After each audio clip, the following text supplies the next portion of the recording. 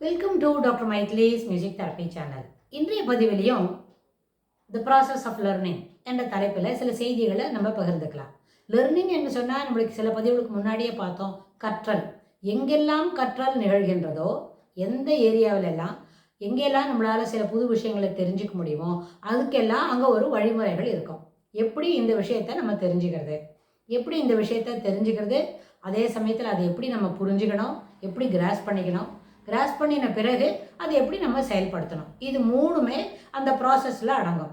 ஒரு விஷயத்தை நம்ம கற்றல்னு வரும்போது அது என்ன பண்ணணும், பார்த்து படிக்கிற எழுத்து மூலமான செய்தியா, ப்ராக்டிக்கல் ஒர்க்கா, வெறும் ஃபிசிக்கல் மூலமாக தெரிஞ்சுக்க வேண்டியதா, இல்லை செயல்பாட்டு முறையில் மட்டும் செய்முறை செயல்பாட்டு முறை அப்படின்னு ஒருத்தர் செய்துவாங்க அதை நம்ம பார்த்துக்கிறோமா, அதுபோல் செய்யக்கூடிய விஷயமா அப்படின்னு சொன்னால் அது எல்லாமே it is related to education. நம்ம படிக்கிற பாடத்துக்கு ஏற்புடையதா, இல்லை விளையாட்டில், அதாவது நம்ம பாடம் படிக்கிறது மாதிரி விளையாடுறத புதுசாக கற்றுக்கிறதுக்கு அதில் ஏதும் உண்டா அப்படின்னு பார்த்தா நிறைய விஷயங்களில் இந்த கற்றல் நிகழ்கிறது.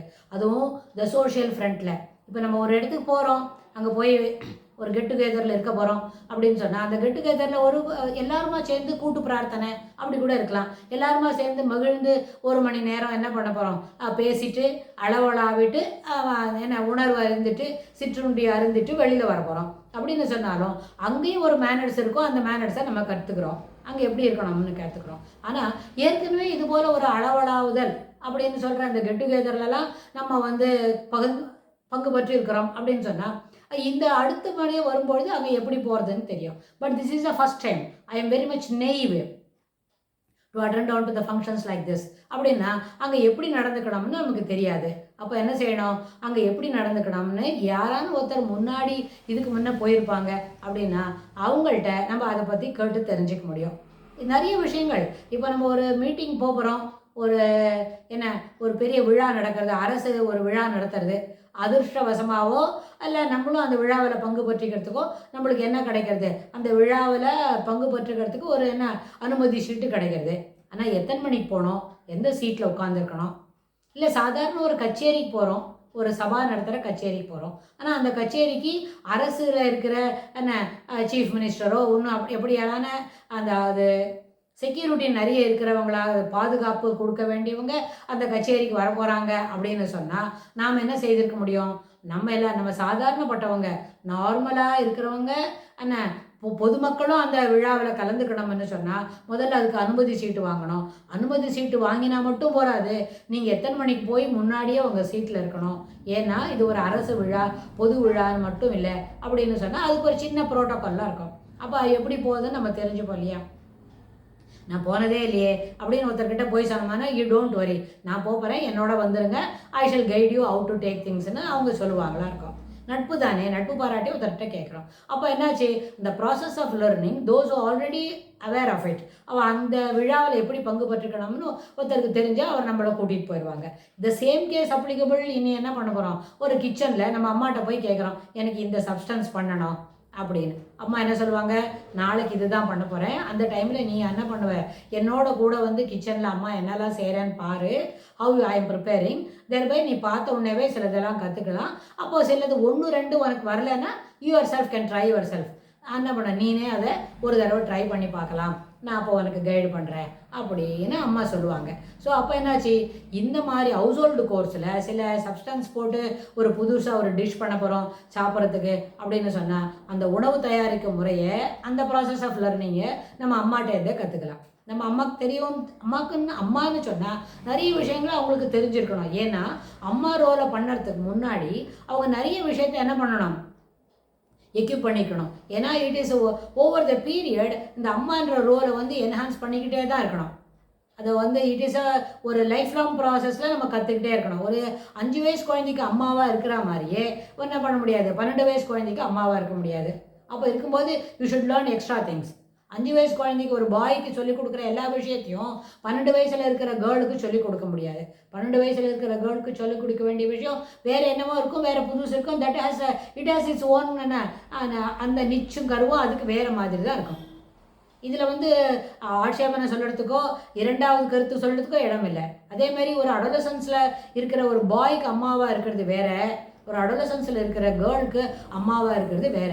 அந்த role it is totally different. சும்மா ஜஸ்ட் லைக் தட் நம்ம செய்திட முடியும்னு நம்ம நினைக்கிறது வேற. என்ன செய்துட்டா நினச்சுட்டா செய்து முடிக்க முடியுமா இருக்கும். ஆனால் it is not so easy. நம்ம நினைக்கிற அளவுக்கு வாயில் சொல்லிக்கிட்டே இருக்கும்போது செய்ய முடியாது. You should equip yourself to be a good mother, to be என்ன well versed mother for a adolescence girl. அதே மாதிரி the same words applicable to adolescence பாய்க்கும் வெல் வெர்ஸ்ட் மதராக இருக்கணும். அம்மா கிட்ட ஒரு டாமினன்ஸ் இருக்கணும். அம்மாட்ட ஒரு அவங்க சொல்லுற வார்த்தையை நம்ம மீற முடியாதுன்ற ஒரு கட்டுப்பாடு இருந்தால் தான் அடோலசன்ஸ் பாயை நம்ம வளர்க்க முடியும்.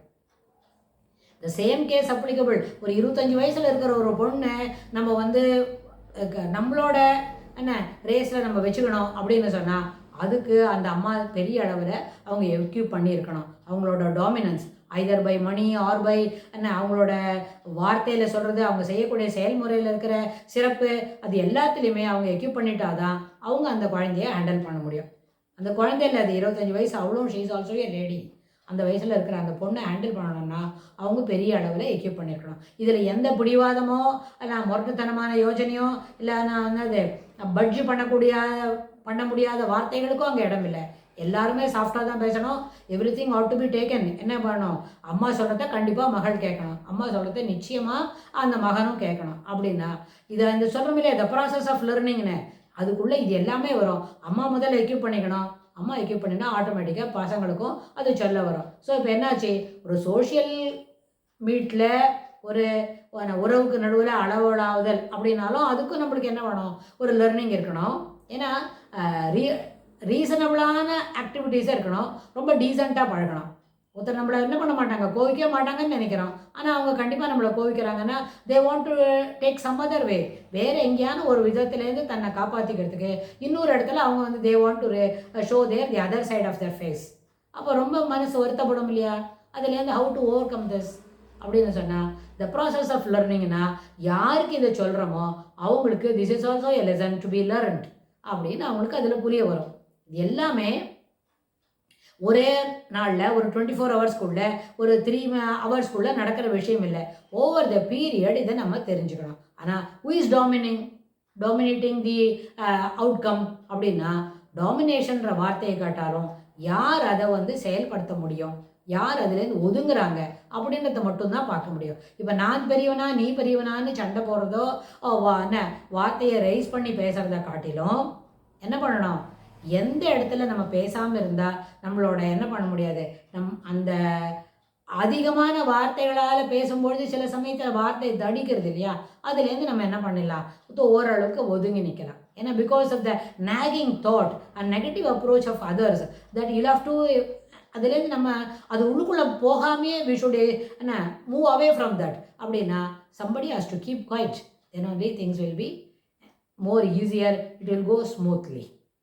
சிம்பிளான விஷயத்தில் செய்ய முடியும். ஸோ இது என்னாச்சு, ஒருத்தர் ரெண்டு பேருக்கு இல்லை, ஒருத்தருக்கு ஒரு சில விஷயம் சரியாக புரியல, unable to comprehend and doesn't want to know the reality, doesn't want to accept what exactly is happening, அதெல்லாம் புரிஞ்சுக்கிறதுக்கு இஷ்டம் இல்லைன்னா they want to raise some other questions. இதுக்கு சம்மந்தமே இல்லாமல் சில வேலைகளை பேசுவாங்க, சில வேலைகளை செய்வாங்க, சில செய்கைகளை கொண்டு வந்து நம்ம முன்னே நிறுத்துவாங்க. அப்படின்னா we want to move away from this, we do not want to answer those questions. அப்படின்னா என்ன பண்ணுவாங்க, இந்த யாருக்கு எந்த விஷயங்கள் புரியலனாலும் let them be ignorant of many things, we will move away from them அப்படின்னு சொல்லி எந்த விதமான ஒரு செயல்பாட்டையும் அங்கே வெளியில் காட்டிக்காமல் this is also a process of learning, you move away from them அப்படின்னு நம்ம நகர்ந்து போகிறதுக்கு வாய்ப்பு உண்டு. இது வந்து ஹோம் ஃப்ரண்ட்லேயும் இருக்கும், ஆஃபீஸ் ஃப்ரண்ட்லேயும் இருக்கும். இப்போ ஹோம் ஃப்ரண்ட்டில் எப்படி இருக்கணுன்றதுக்கு சில உதாரணங்களை நம்ம வரப்போகிற பகுதிகளில் பார்க்கலாம். ஆஃபீஸ் ஃப்ரண்ட்டில் எப்படி இருக்கணுன்றதையும் அடுத்து வரப்போகிற சில பகுதிகளில் நம்ம பார்த்து தெரிஞ்சுக்கலாம். Thanks for watching.